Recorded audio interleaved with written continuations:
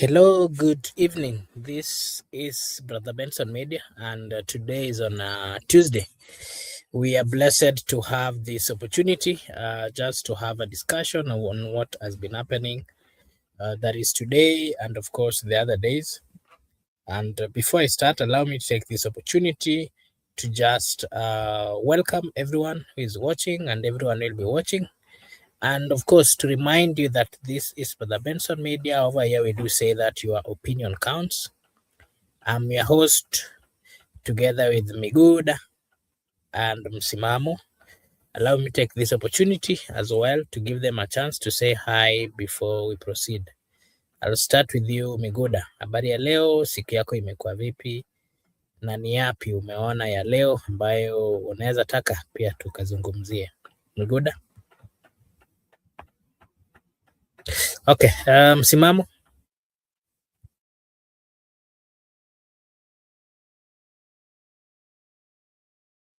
Kwani Miguda ametimka wapi tena?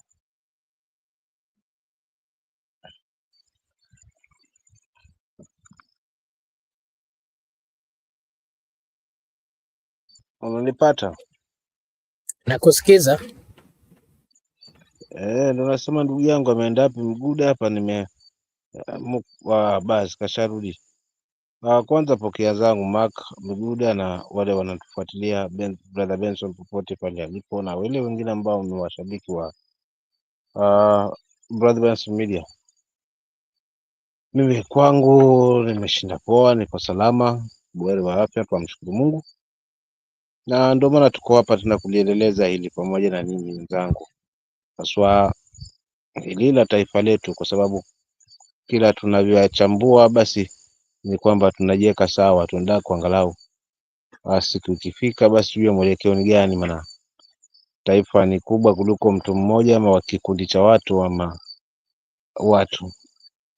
Kwa hiyo au watu wachache wale, kwa lazima ni sharti haswa kuweza kulizungumzia haswa taifa kimtazamo wangu, kwamba tunajiweka sawa kama wananchi. Kwa hiyo ni mengi ambayo yametokea leo kaka yangu, lakini kwanza labda nimpe nafasi ndugu yangu hapa salimie, kisha ukifika wakati wangu basi nitarudi ili kuweza kuendeleza haswa na kuweza kujibu haswa hoja na maswali ambayo umetuandalia kwa leo. Asante. Okay, thank you. Thank you so much, good friend Msimamo, for your take. Allow me to acknowledge the presence of Brenda Obedi at the comment section. And again, to remind our viewers that if you are watching us, kindly just like and subscribe. You can also engage us at the comment section. We've also shared a link via the comment section. You can just click it so that you join the panel. You also give us your views. And, Msimamo, today I want us to just have a discussion on what happened. More of it is political. We saw the drama where the governor of Homa Bay, together with the governor of Migori, were in Ahero, that is in Kisumu County. And, the reception that they got, they were heckled here and there, something contrary to their expectation. And, the governor of Homa Bay, of course, together with the governor of Migori, they were both at an ODM rally in Kisumu, that is specifically in Ahero, as the crowds chanted Babu Owino's name. The heckling, of course, reflected an anger over perceived ODM UDA cooperation, with supporters rejecting any alliance with President Ruto based on the murmuring that were coming out from the people. And, Wanga did insist that only Raila could challenge Ruto in 2027 and, of course, dismissed protest contradicting Babu's pro-demonstration stance. And she went ahead to say that Baba left them in broad-based, and for that reason, they are going to maintain being in broad-based. So my question to you, Simamo, wewe kama mwana demokrasia, what are your views? What has changed in Luoland that the people who thought that they had the ground, the likes of Wanga, who is the chairperson of ODM, together with the governor of Migori, are today not being understood by the people? They are, they're being heckled, something contrary to what they've been used to. What is your view? And remember, a young politician, Babu Owino, is the one whose name was now being shouted. What are your views, Msimamo?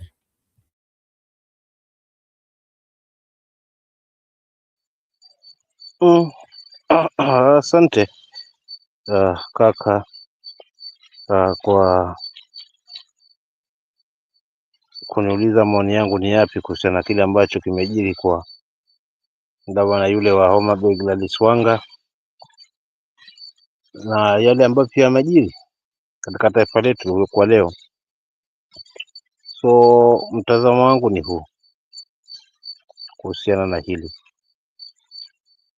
Kwanza, jambo la heckling alianza la Wanga tu, tulishuhudia kule pande za Nandi, pia wabunge pia nao wamekiona leo,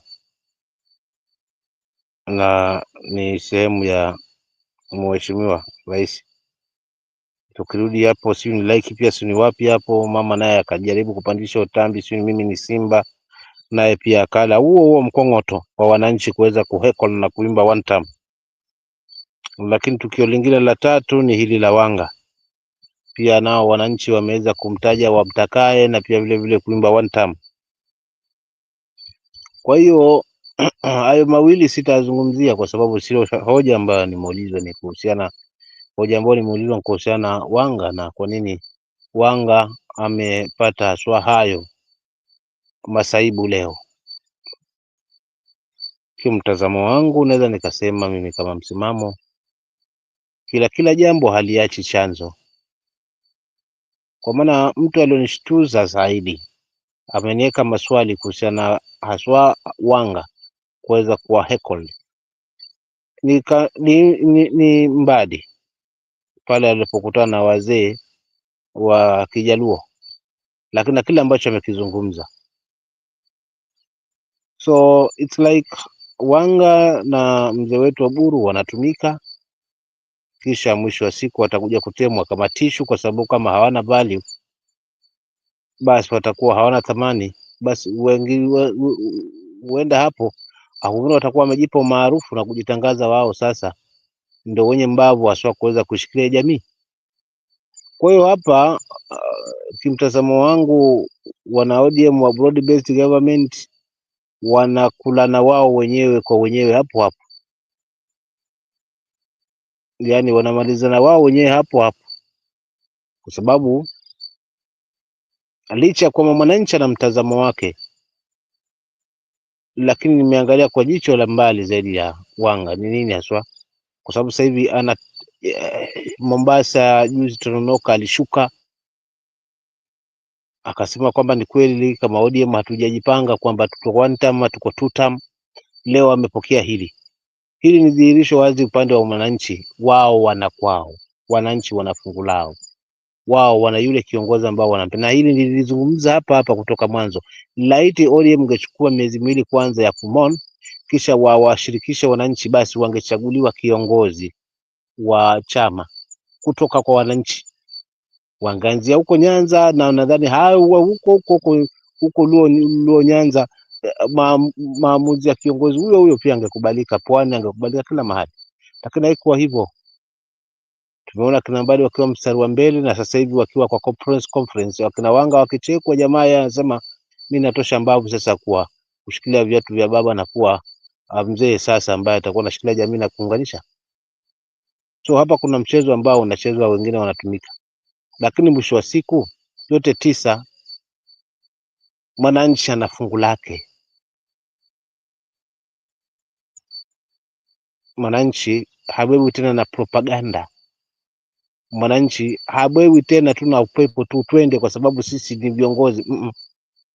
Mwananchi anabebwa sasa hivi na kuona kwamba yale yanayomsibu yamepata suluhu, watoto wanaenda shule, matibabu anapata, uchumi umeimarika, akizunguka shilingi anakutana nayo, sio kama hivi shilingi lazima upigane nayo mieleka ndio aweze kutia mkononi. So kiukweli wananchi wana fungu lao, na ndio maana wameimba Babu badala ya Wanga, kwa sababu kila anachokifanya Wanga sicho ambacho wananchi anakitegemea, kwa sababu Wanga bado anaiuza broad based government kwa wananchi waiamini, maana baba aliwaacha hapo hapo. of which anajikanga kwa mafuta yake, na mwisho wa siku akicheza mpaka hiyo position, sidhani kama atarudi. Kwa hali hii sidhani kama atarudi, kwa sababu kama atakuwa hana value na chama cha ODM kiko pale, hakuna sauti, mwenye sauti wa hicho chama ni jamaa mwingine na chama chake. Sasa wewe ndio mwembe msada na kila kitu, hapo ndo kuisha kwa watu. Kwa hiyo mimi nitasema kwamba huu ni mwiba Wanga umejitakia mwenyewe kwa kutofikiria mbali, lakini vile vile pia kwa kuonywa na kupuza, lakini vile vile pia kwa tamaa za tumbo lake. Kwa hiyo ni mwiba ambao wa kujitakia, na siku zote huwa hauumizi. Asante. Okay, thank you so much. Allow me to just acknowledge the presence of Jaslyn Price. Thank you so much for finding time to join us. Allow me as well to acknowledge Levi. Thank you so much. And of course, Brenda, thank you so much for finding time to join us. And I want to remind you that this is Brother Benson Media. Over here, we do say that your opinion counts. And if you are watching for the first time, we request you to kindly like and subscribe to this channel, because if you do so, it is a way of supporting us. Na sisi hapa tutasema ni asante.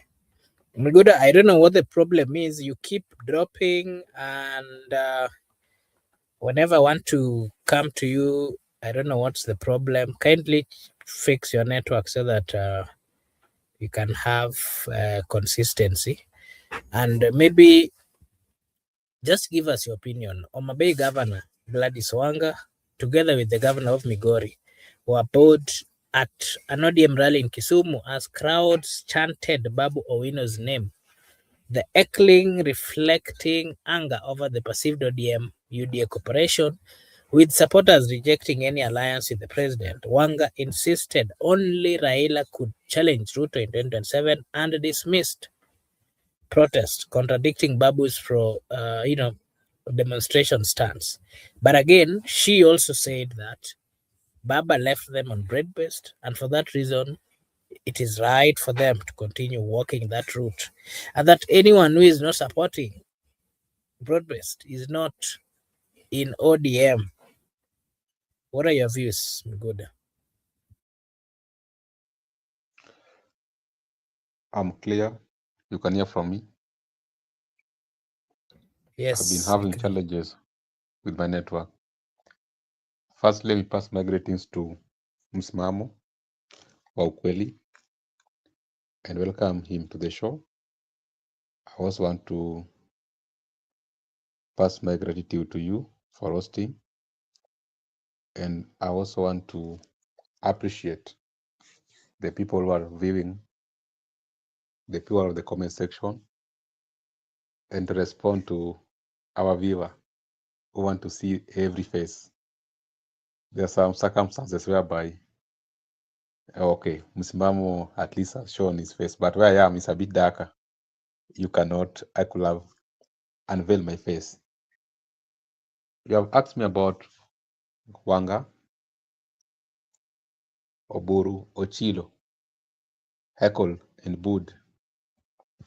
First, let me tell you that I'm glad because they have remained adamant. They have refused to listen to the people. You understand that the voice of the people is the voice of God. Vox populi, vox dei.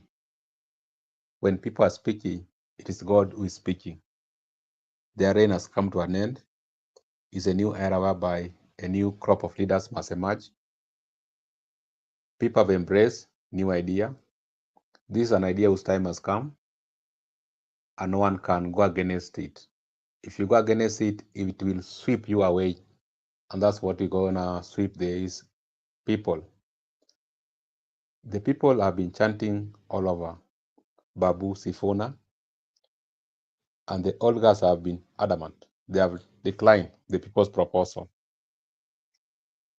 They are unpopular. These are the things that we said revolution will be televised, and they will not believe. Indeed, revolution will be televised from Kitengela henceforth. It will be televised until 2027. We as young people, particularly me, I want to speak for myself.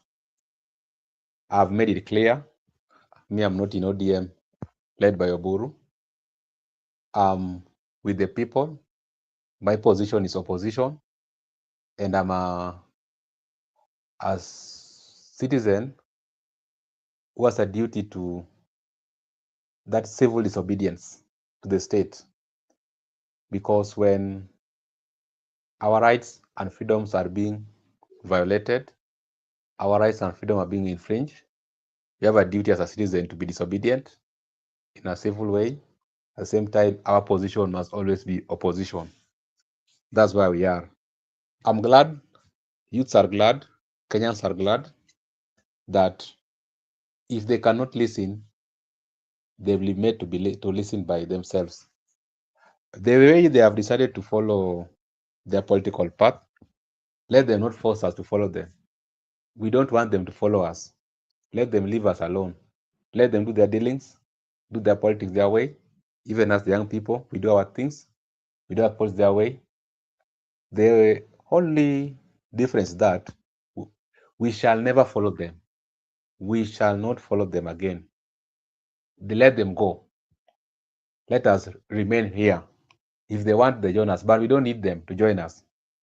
Let them also don't need us, because we don't need them to join us. Why are they coming for us? Let them go and form alliances. Let us also remain where we are. We can decide even not to vote. We can decide to let them go and form alliances. We are on our own, and we must remain on our own. Let them not come for us. We will do our things our own as young people. And okay, we'll do. Sorry, Msimamo. Maybe I think you are the only person who could not hear from me, but Makobura could have raised complaint. Makobura, back to you. Okay, thank you so much. Gaucho, who is a member of ODM and claims that is a close ally of course, the family of Raila Amolo Odinga, including Mama Ida. So I can call him ODM activist. He's called Calvin's Gaucho. Okoth. He's warning Babu not to be used against the Luo community. He's accusing ODM leaders of being manipulated to divide the party. Gaucho has been vocal about internal ODM struggles, framing Sifuna and Babu as pawns in larger political game. Msimamo, wasemaje kuhusu Gaucho? Anasema ya kwamba kina Sifuna na kina Babu Owino wanatumika ili they divide the community and also spoil and probably huyu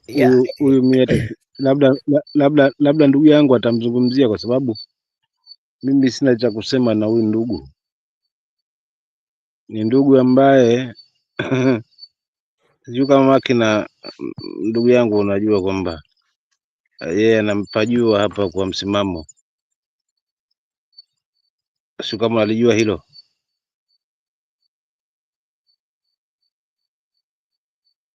Ni ndugu yangu ambavuni na ashafika kwangu, shaka sana naye tu hapa. So ni jamaa wangu ambavuni, lakini alipoelekea sipo, kwa sababu ameshindwa mazima. Matarajio yake na mategemeo yake na akili zake zilizokuwa zimemtuma, alikuwa ameshika uongo na bado anakubaliana na huo uongo, hajatoka hapo kwa uongo na kwa the reality. Hiyo tu ndio tofauti ambayo ukaka mimi ananishangaza, kwa sababu naona anazungumza, sioni hata moja la mashiko ati kwamba mbona hawajakuwa na uniform za hiyo, mbona so hiyo haikuwa inanisaidia lolote, kwa sababu what we need ni ile message inaenda kwa ule mwananchi wa kawaida, mimi na yeye haswa, dhidi ya serikali ambayo tuko nayo. So yeye mwenzangu ameridhika, kila kitu kiko sawa, na alitegemea kwamba basi, lakini sio hivyo. Sasa sijui kama yeye alikuwa anazungumzia la Sifuna, hili la Wanga ataanzia wapi kulizungumzia? Kwa hiyo sina usemi na huu kaka, kwa sababu ni mpamaji, naweza nikasema ache kutapatapa tu, ni mzingizi, kwa sababu walichotumika kule waliona labda mambo atakuwa sawa, hajakuwa sawa. Alafu pili, mwanangu ambavuni namuelewa tu vizuri. Mbona, asante.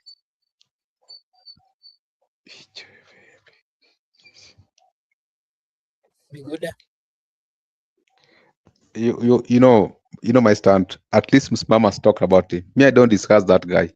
I think we can proceed to another question. I don't discuss him. That's my stand. I don't talk about nobody. Paul here is saying now ODM have suddenly become clever and they recognize Babu as Luo leader and beg him to come back to the party. Okay, maybe you'll give your take on that. And something else that I wanted us to give your views on is the deputy governor of Siaya, William Oduol, who was once. Remember William Oduol vied for governorship in 2013, Miguda, if you can remember, and he lost to what was it? The former governor, that was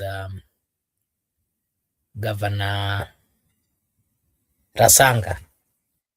He tried again in 2017, lost again to Governor Rasanga. And there were claims that he was denied the ODM ticket and that he won, unfortunately, never got the opportunity to become the governor. And then he came back again the other day and was elected as the deputy governor of Siaya. But along the way, they have had serious problems with the governor. They are not seeing eye to eye. And it is after some few years, we saw him being impeached, and the impeachment never went through. After that, he went low and decided not to speak. We've never seen him engaging on things to do with leadership or governorship or governance. I mean, in Siaya, but I hear he's earning a salary as a deputy governor. So he's coming back and he has rejoined ODM and threw his weight behind the Linda Ground mobilization tour. His comeback partly strengthens ODM grassroots revival in the Western or in Siaya, signaling a renewed unity in traditional stronghold. Well, on the other hand, we are seeing the governor of Siaya, who is one of the leaders of the other faction of ODM, who are insisting that it is not right for ODM to join the government and that they will maintain the position. Just your takes. Msimamo, Miguda, I'll start with you. Oduol Denge. You talk about Oduol Denge.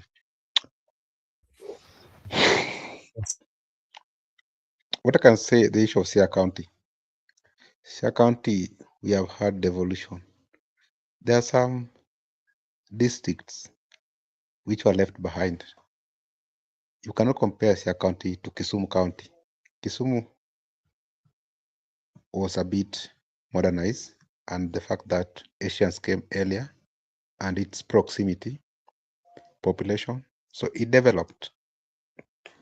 Kisumu headquarters developed. Sometimes people tend to compare some counties with other counties. There are some counties which developed due to migration and settlement of the people. When people settle into those towns, they settle in large numbers. Some came, like the Asians who came abroad, they were brought by railways. They made it to be a little bit developed. They could not access remote towns like Siaya. So I don't think if you cannot locate a story building in Siaya, maybe it's historical developments of towns. But even in the camp of devolution, the first governor also never performed good. So we cannot blame Orengo for all these things. And the fact that Raka right now understands if Orengo could be singing 2 term, he could be given second term. There could be no all these attacks. So sometimes they are just politically motivated attacks. Sometimes due to their interest, people decide, and that's how we are playing politics. So as a politician, we should just focus on service delivered to the people, and we shall focus on their contract between you and the people. Do not focus on what people say about you. Ensure that you create a good relationship between you and the people, because it is the relationship between you and and electorate is the service delivery. My contract between me and my governor, the extent to which I relate to my governor, the extent to which I relate to my area MCA, the extent to which I relate to my area member of parliament, women rep, senator, and even the president is service delivery to me. I need better health services. I need universal health coverage. I need better education system. I need good infrastructure. I need clean water. I need food. I don't need hashtags. That's the only relationship I have with the elected leaders. So if you can perform as per my contract and I'll give you a second term, and you got my back. But if you don't perform in accordance with our contractual agreement, that's how we part ways. And we are at liberty to think freely, to associate with anyone of our choice, of our interest. We all don't want any apology or explanations why we are parting ways with those leaders who are not delivering services to wananchi. Because there are Kenyans in millions who can perform better. They can be given opportunity to serve.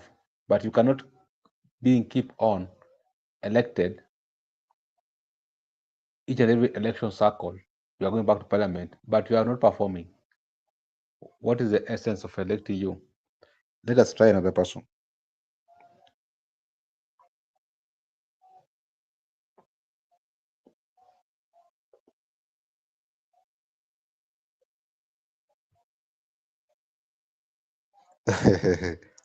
Orengo now is above Sia County politics, though he has not performed.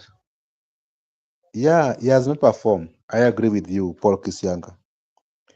He has not performed, and even the previous governor never performed. Even Professor Nyang' Nyong'o only concentrated in the city, Kisumu city, but in other sub-counties, Nyakach constituency, Seme constituency, Moroni constituency, Nyando constituency, Kisumu West constituency, Kisumu East constituency. He has not performed. He only concentrated on the Kisumu Central, the city. He concentrated on the city infrastructure. And now you think he has worked. He has not worked. No one has performed. None of these people have performed. So we cannot crucify Orengo that Orengo has not performed. Even Ochila has not performed in Migori. Simbarati has not performed in Kisii. Sakaja has not performed in Nairobi. Abdul Swamad has not performed in Mombasa. So we cannot exclude Orengo that it's only Orengo has not performed because of his political stand right now. All of them haven't performed. The only person who tried is the Murang'a governor, Irun Kang'ata. Wanga did not perform. Wanga, that is the effort of national government. Because if you talked about the airstrip, it's an extension by the national government. We saw CS for sports, CS for roads and infrastructure was there. During the stadium, you saw the internal PS was there. The dual carriage, also the CS for roads was there, and that even the CS sports was there by that time, Mvoria. So it's the market, that is William Ruto went there, Paya, William Ruto was there. So the Omabay, you cannot say it is Wanga, it is the national government was performing Omabay. What I can say, Irun Kang'ata has tried because from his own manifesto, you find out that there is Elimu Bora program going on. There is Smart City program, whereby he's going to the sub-counties and trying to construct roads in the sub-counties. And it is known. He has concentrated on the infrastructure, the Smart City program. He has tried. He has tried compared to other people. So let us not crucify Orengo that Orengo has not performed because of his political stand. They have not performed. Many of them have not performed.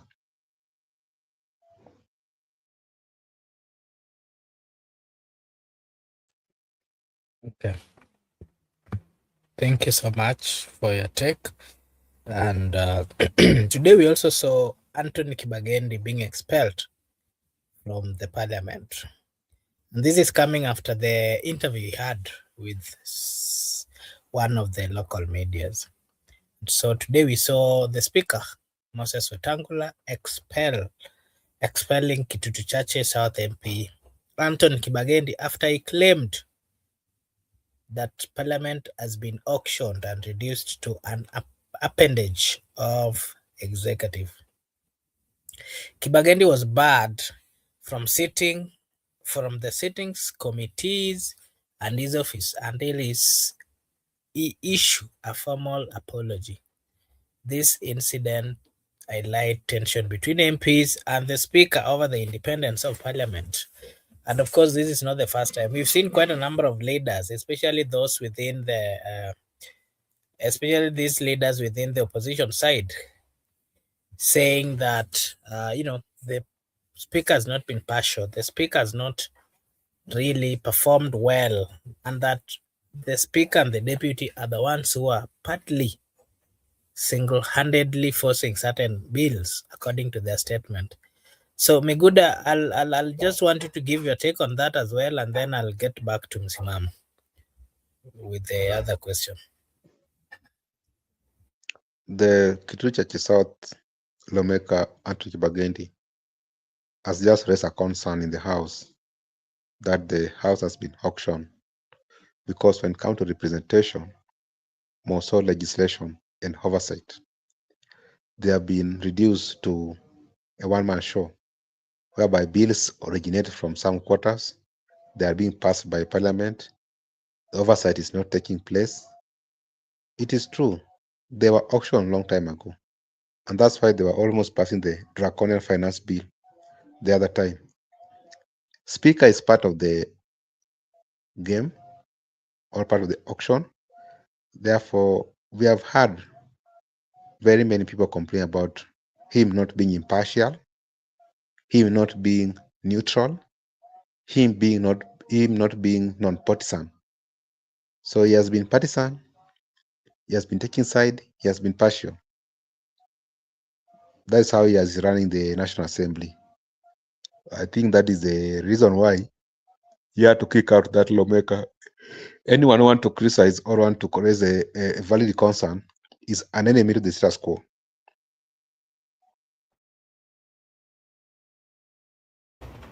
Okay, Msimamo, before you come in, allow me to just read this.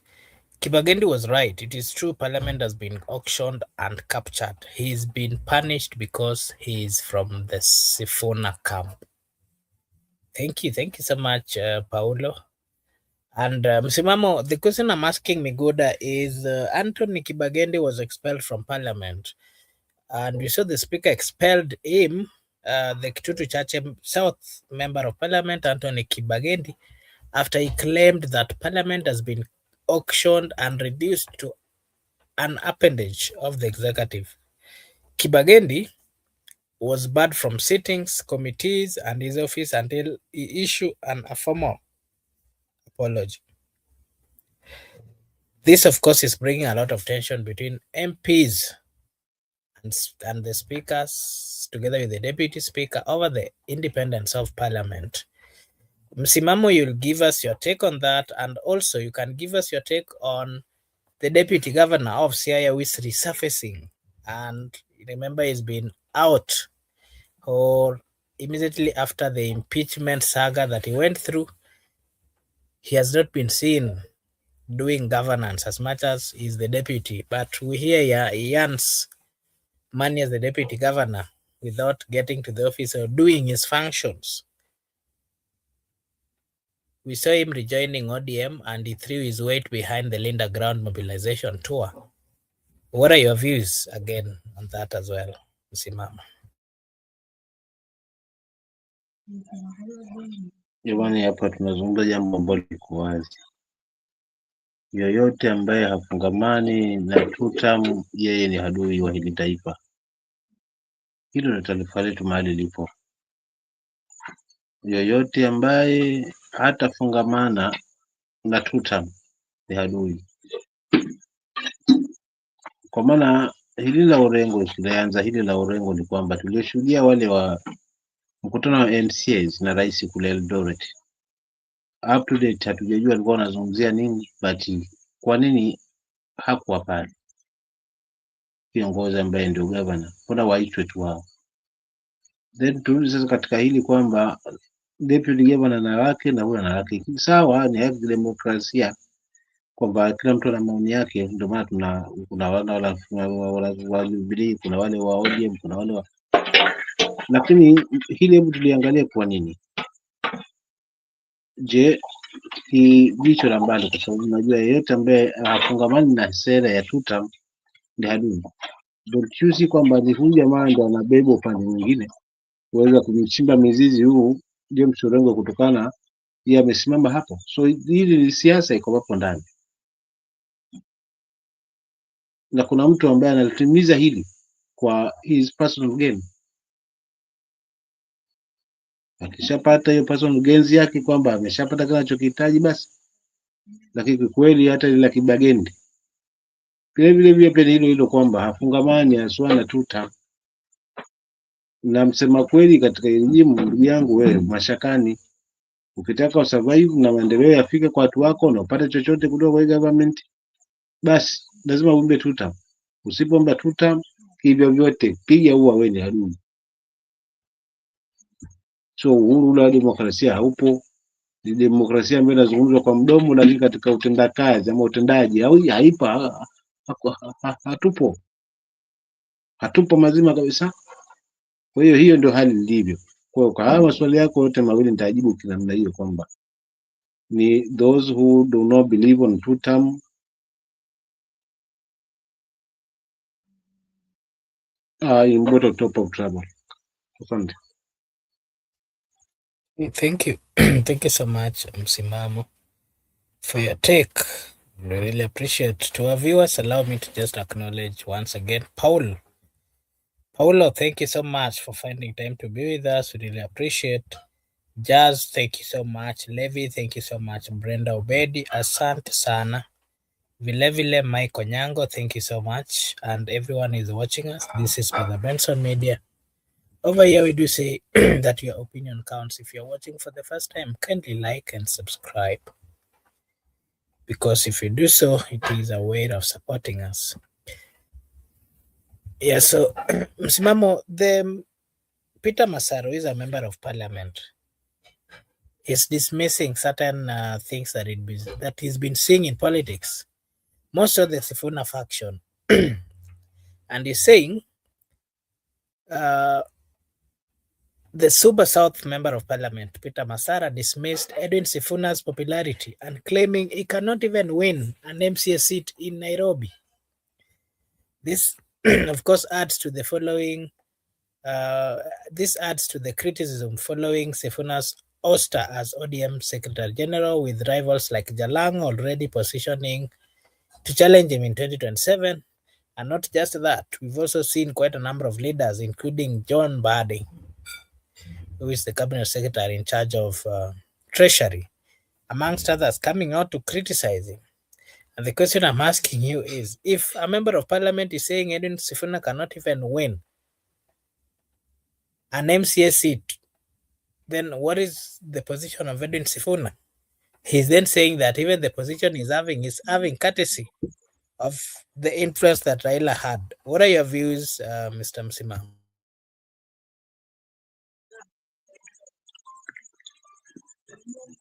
Kaka yangu, views zangu ziko wazi. Mwenye macho siku zote ambii tazama.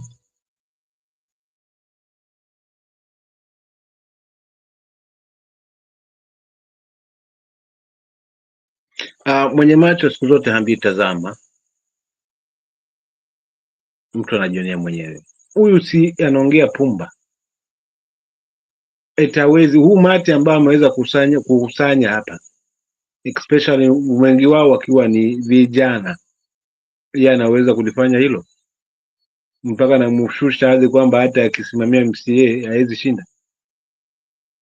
Pili, umati huu wa wana Nairobi uliochemka haswa, huu ni wa kumweka sazana na huyu mwana comedian ambaye sera hana, kuzungumza kwa wananchi ajui. Juzi tulimsikiza sio akitaja UDA, akitaja huku, akibabaika, akihangaika huku na huku, lakini hakuna chochote, kwa sababu amezoea comedian. Unamchanganya na mwanasiasa ambaye amevuka ngazi sasa hivi, hata sio Senate, ngazi ambayo sasa hivi ni ngazi ya kina Ruto. Kwa hivyo huyu ni anaingia ngazi ya kina Kalonzo Musyoka, akina Gachagua, hiyo ndo ngazi yuko nayo, anampia hesabu ya MCA.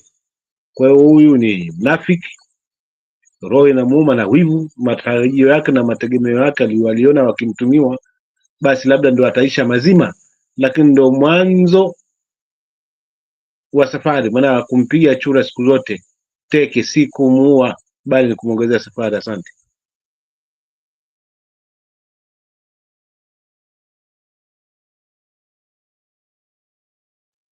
Thank you. Miguda, what is your take about the comments of Masara saying that Edwin Sifuna cannot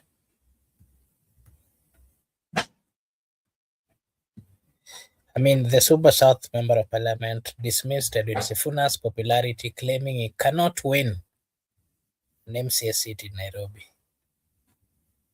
This criticism comes amid Sifuna's contested position as ODM Secretary General. What are your views on this? Super South MP is Karole Mondi. Peter Masara. Suna West. Yeah, sorry, Suna West, yeah. So, sometimes, no, that is a goon. You saw the way he attacked the governor in the funeral. Masara is a goon. So, yeah, so a goon is reasoning like a goon. Sifuna cannot win. How is it that Sifuna cannot win an MC in Nairobi? And Sifuna is one of the top contestants in the senatorial race in Nairobi. Someone who was overwhelmed, elected by 700,000 votes, and right now, in the opinion poll, is the front liner in the senatorial race of Nairobi. So how do you say he cannot even win Kileleshwa or South Sea or Korogocho ward? No. Sometimes it's not logic. You get the sense. A senator who is currently leading one of the popular men in this country, you are saying he cannot be elected in the ward Nairobi. Which Nairobi is that? And is the current leading center in opinion poll, senatorial race in Nairobi. He's leading with almost 80%. I think sometimes there are some people, even if you must do propaganda, even if you must drive a narrative, try to be a little bit authentic and original so that you can persuade your opponents. Saying Sifuna cannot be elected in Korogocho, Kariobangi, Kileleshwa, South Sea. So what are you saying? He can be elected. Me, I know he can be elected right now. He can even be a governor of Nairobi. He can even be elected in Suna West, where Masara is coming from. He can even be elected as the president of the Republic of Kenya. Yeah, actually, he can even he can even defeat Kasongo. So someone who can beat William Ruto, you are saying cannot be elected MCA. That guy is a goon. Do a little background check of him. Okay, thank you. My next question is, I don't know whether to call him Gen Z activist or what exactly. Kasmel Makoure. Kasmuel, who rose to prominence during the 2024 Gen Z protest, is claiming that young people will back President William Samoei Ruto in 2027. His remarks triggered fierce online backlash, especially on X, that is Twitter.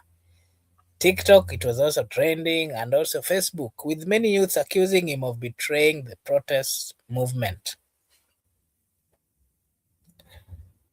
What are your views on the same? And before you come in, Msimamo, to give your views on that, Edwin Sifuna's prospect in 2027, the newspapers today, today highlighted Edwin Sifuna, who is the Secretary General legally of ODM, his political prospect, questioning his ability to consolidate ODM support.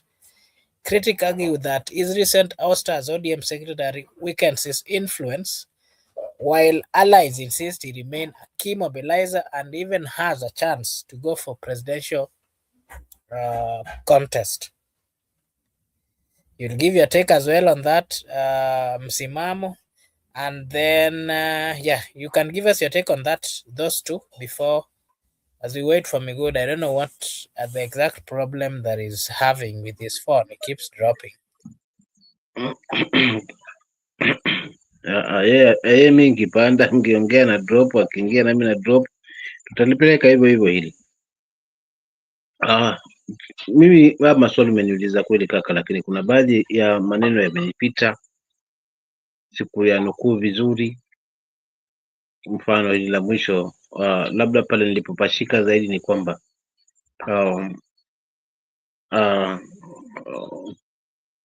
jinsiana na nguvu haswa kuweza kukileta pamoja chama cha ODM, lakini vile vile nafasi yake kama mgombezi wa urais 2027 nafasi yake kwa wapi?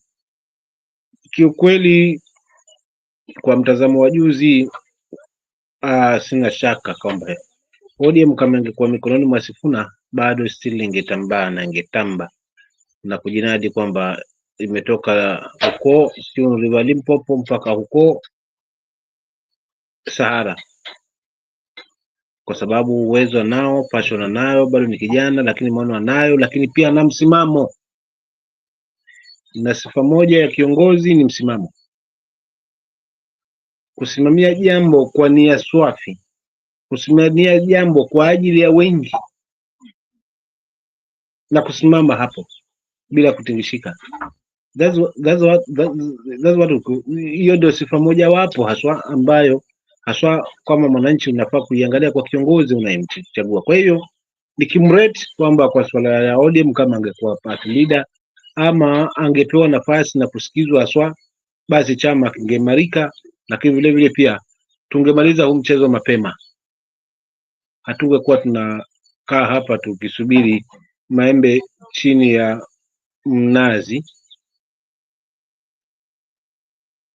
kimtazamo wangu. So Hope ana passion na nguvu, lakini tukimleta katika mizani ya urais yupo. Nimeangalia polls nyingi tu leo ambazo ni hizi polls zetu tu za kawaida humu, tunaangalia ametajwa pale, alafu naangalia naangalia na mimi nachangia na mbona yuko mbele. So katika baadhi ya polls amechukua nafasi kubwa, kupendwa zaidi ya na wananchi. Kwa hivyo katika hali hii akikaza kamba zaidi na akisimama na akiwa na mipango thabiti zaidi, nafasi ya kuweza kuwa mgombezi anayo, na pia nafasi ya kuchaguliwa kama kiongozi anayo, kwa sababu tunahitaji viongozi ambao tutakuwa ni jasiri, lakini pia wana mipango na maono ambayo ni safi, si maono tu alafu anaishia hewani, si ahadi tu ambazo mwisho wa siku zinaishia patupu. Si ungoje wakati the last lap unaleta maendeleo, kama si huni wote nini. So kuna vitu vingi ambavyo kwa kweli Sifuna amesimama navyo tangia mzee yuko hai mpaka alivyoondoka. So kwa kumtimua wamemjenga kisiasa na wamempeleka ngazi sasa ya kuweza kuingia sio katika kwa kinyang'anyiro, na naamini kwamba akipewa nafasi na Kenya wamsupport, anaweza badilisha hili taifa, kwa sababu ana msimamo, haogopi, atishwi, na ameamua kwamba wacha liwe liwalo, lakini nitasimama hapa. Unataka viongozi wa namna hiyo, sio wale wakitishiwa kidogo, wakinyoshiwa kidogo chambo, wanakamata chambo, mwisho wa siku wanajipata kwa ndoana, wanahangaika na kuchekwa sasa hivi na watu wao wenyewe kama na Gladys Wanga. Asante.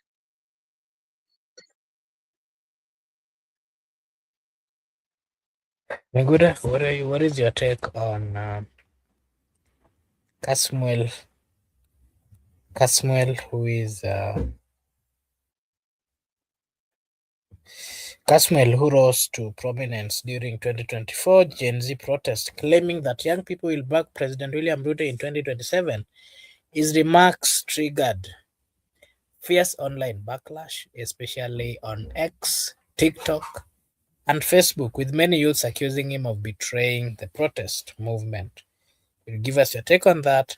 And also the Newspaper headlines today highlighted Nairobi's Edwin Sifuna political prospect, questioning his ability to consolidate ODM, and critics argue that his recent ouster as ODM secretary weakens his influence, while allies insist he remains a key mobilizer and that he even has a chance of winning the presidential election in 2027. What are your takes on those two?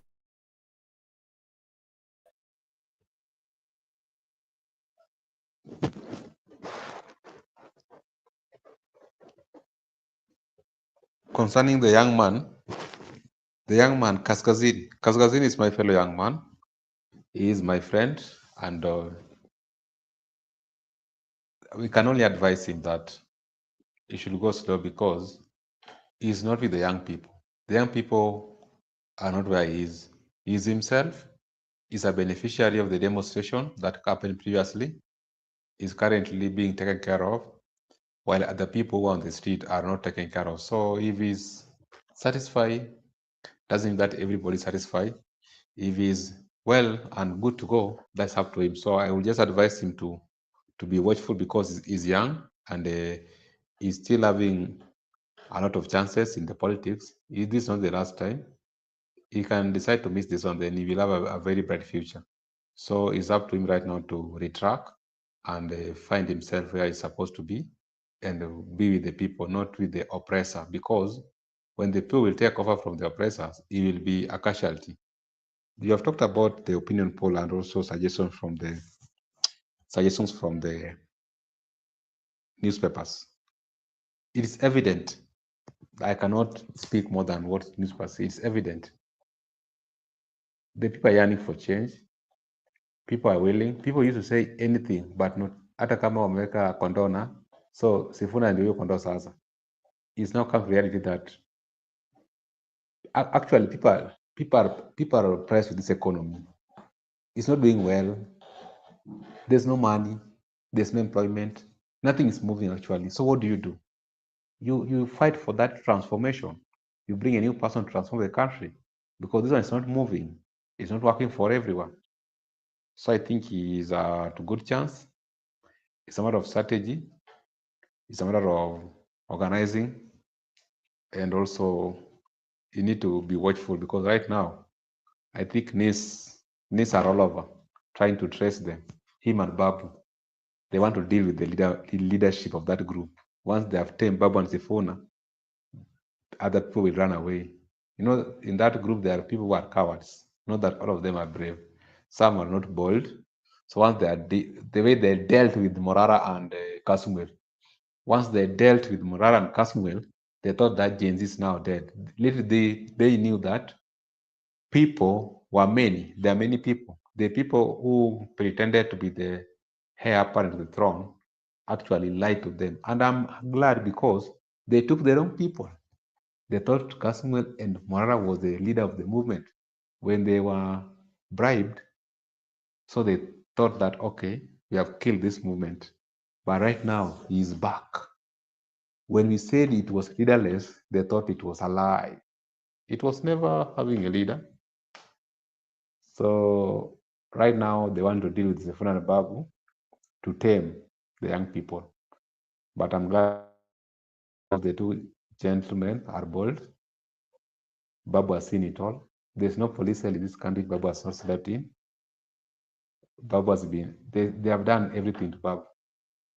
So we are there. I think they are also saying a certain narrative that the young people don't have kuras. We have kuras. Mark, you have kura. I have a kura. We have. Which young people don't have votes? Who are these young people they are talking about? Because we are the young people. We are the people demonstrated. We are on the street. I am a registered voter in this country. So who are you addressing? I now understand where the problem is. I don't think the young people don't have votes. The young people have, but the other time what happened, they never turn out to vote. There was a time whereby there's an age where if you go back to the village, they don't have IDs. Those are the people who don't have votes because the young people, most of them, are actually having a smartphone. Most of them are having Safaricom lines or Airtel lines. And when they have Safaricom lines or Airtel lines, they have been registered on those lines with their IDs. Most of them are having bank accounts because most of them, when they are going to colleges and universities and TVETs, they were being given help. The help used to pass through your bank account, not your parents' bank account. So you cannot open a bank account if you don't have an ID. And the first thing they require before they register you, before they give you admission, they require your ID. Some portals you open with your ID. So I think they're having IDs. And also, these young people, right now, for you to access loan, you have to issue your ID. And you know the way they like Zenka loan, Timiza. So they have IDs. Me, I'm persuaded that these young people have IDs. There's a generation whereby they were never having IDs. That the people who don't have IDs, and the people who don't have voters card, and the people who are not in the register of IBC. But the young people are validly registered because for you to go even to seek for a cash from your area MP, you must show him or her your Kura. Where are you voting? Before I write for you bursary, where are you voting? I'm a registered voter. I cast my vote at Suba South. I cast my vote at Kisauni. That is when you are being issued with bursary. How can you be given bursary without showing your voter's card? The young people have voters card. The young people have IDs. There is a generation, there's an age gap here whereby they were never admitted to school. They were never having bank accounts. They don't have smartphones. They were never registered into Safaricom lines and Airtel. Up to now, those are the people who are not in the IBC register. But the youthful generation are in the IBC register. What happens? Why did they say that we never turn out to vote? The previous election, it was agreed that by around midday, the young people never turned out to vote. They were sleeping. Some of them said they don't want to waste their time. But right now, if the people who are sleeping, the people who never turn out to vote, can come out and vote, the young people are more in that register of the IBC. So these are the narratives they're selling to us because we failed to vote the other time. Right now, they want to challenge us. No, the young people, they are validly registered in large number. Me in my circle, there's none who's not registered. So who are these young people who are not registered? So I think that's narrative also we should stop as early as now. That the young people are well equipped with IDs, are well equipped with Kura, they are on the register, they will turn out to vote.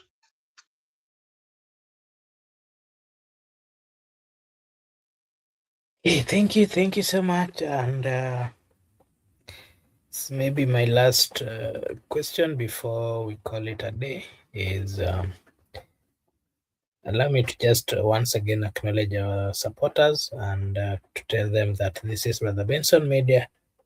Over here, we say that your opinion counts, and we appreciate the fact that you joined us this evening and you've given us our views. I mean, your views. And, we've always had this kind of conversations here. And part of the reasons why we do have these conversations is because we care for this country. And when we give our views, as a way of being part of what is happening. So more of what we do here, we do not take political stance. All we do is give views based on what we think and what is happening. That is why sometimes we do criticize when necessary, oppose when necessary, and support when necessary. Over here, we do say that your opinion counts.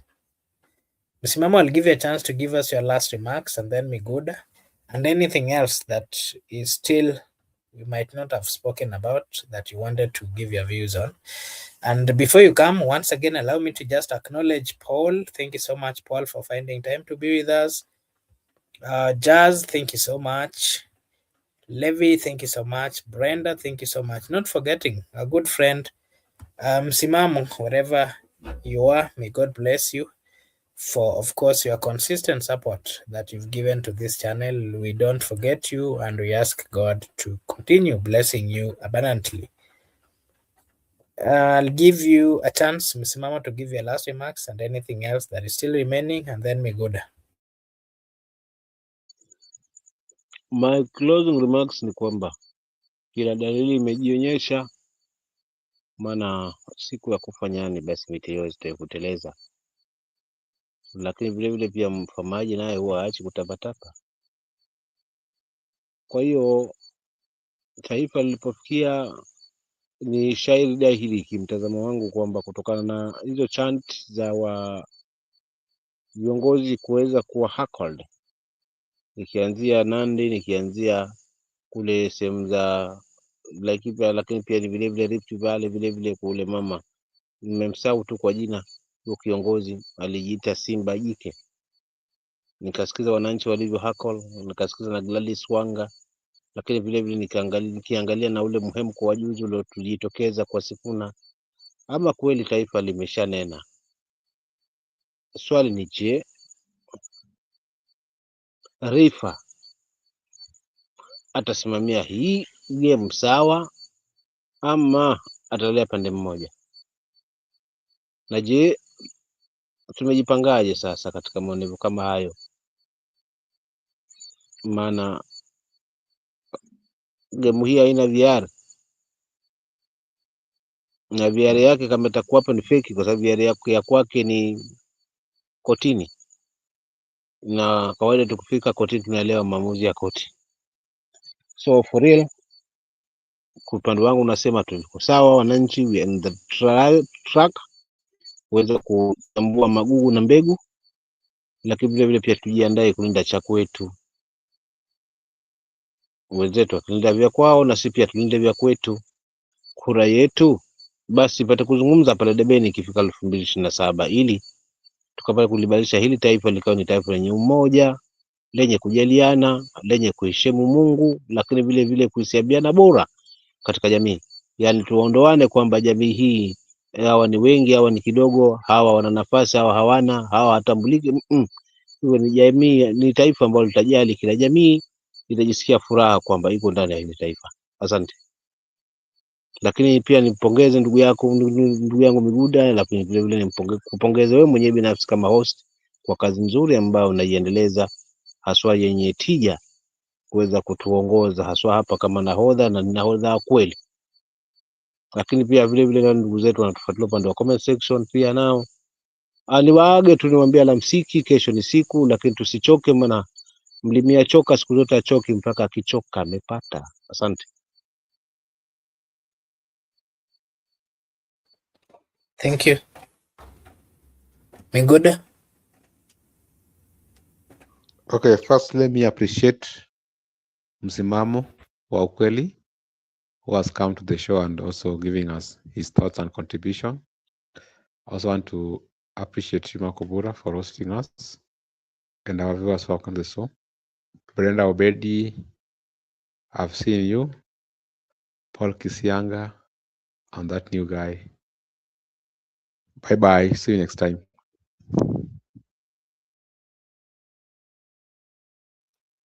Okay, thank you so much. Allow me to take this opportunity once again to appreciate everyone and to say a big thank you to everyone who joined us, and of course to remind you that we'll be having our shows every day. Tomorrow we'll also have a show, so kindly, if you get time, just join us and give us your take. I want to take this opportunity to wish you all a blessed night, a blessed morning, a blessed afternoon, a blessed evening from wherever you're watching us from. May God bless you. See you again tomorrow. Bye bye. Today.